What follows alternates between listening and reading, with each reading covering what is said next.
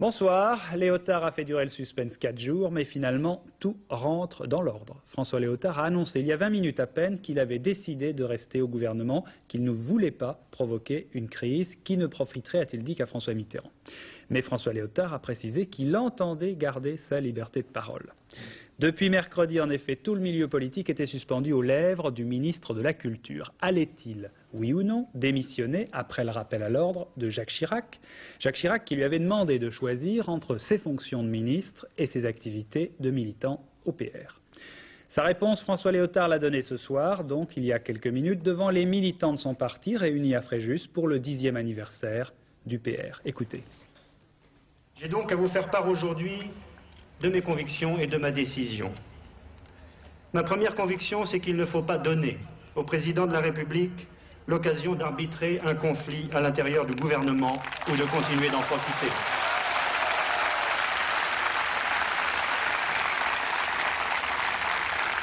C'est une conviction fondée sur la responsabilité. Ma seconde conviction, c'est que la majorité doit poursuivre sa route en assumant sa diversité jusqu'au soir du deuxième tour de l'élection présidentielle.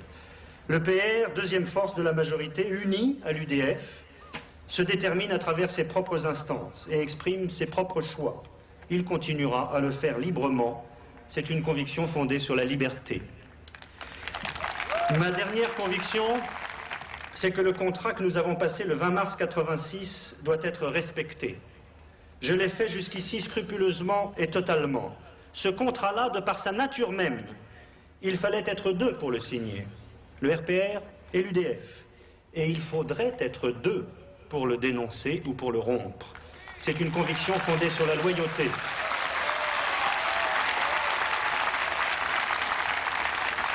Responsabilité, liberté, loyauté, mon attitude sera donc la conséquence de ces trois principes. Et je ne prendrai pas la responsabilité d'une crise dont le seul à se réjouir serait François Mitterrand.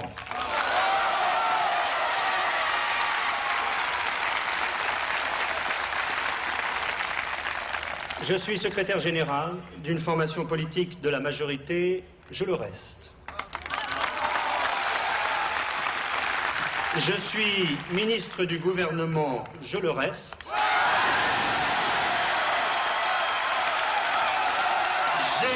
J'ai ma liberté de parole, je la garde et je l'utiliserai pour faire réussir le gouvernement, gagner la majorité et aider les Français.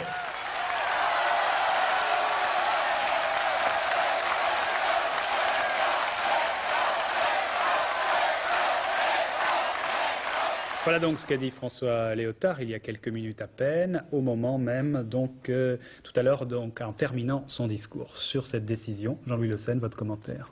Vous savez, jusqu'au bout, François Léotard aura maintenu le suspense, histoire de donner du poids à sa décision, diront ses amis, histoire de se faire mousser, diront ses détracteurs, ou peut-être tout simplement se contenter de faire monter les enchères. Mais quelles enchères?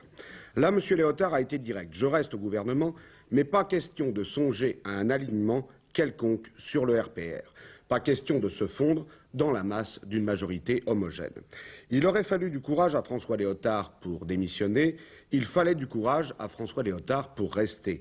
Ponctuant chacune de ces interrogations qu'il souhaitait voir le gouvernement se poser par un « et si on en parlait », salué par les applaudissements, le secrétaire général du Parti républicain a accusé publiquement le gouvernement, et par-delà le gouvernement son chef, Jacques Chirac, d'être trop timoré.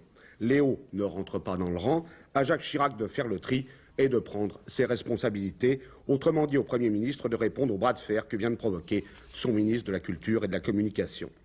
En demandant à ses militants fidélité et civisme, expliquant par là sa décision, en demandant au gouvernement dignité et responsabilité, François Léotard a mis Jacques Chirac au pied du mur.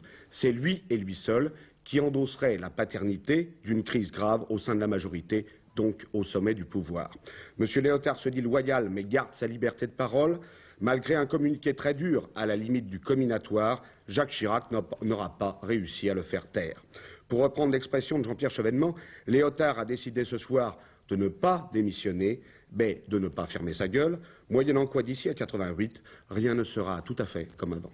Merci Jean-Louis. Il reste à connaître maintenant les réactions des différents leaders politiques, bien sûr, après cette décision de François Léotard. Ce qu'on sait déjà, c'est qu'à Matignon, il n'y aura aucun commentaire ce soir, ni du Premier ministre, ni de son porte-parole, ni même de son entourage. On l'a précisé à 23h30 précisément à l'hôtel Matignon.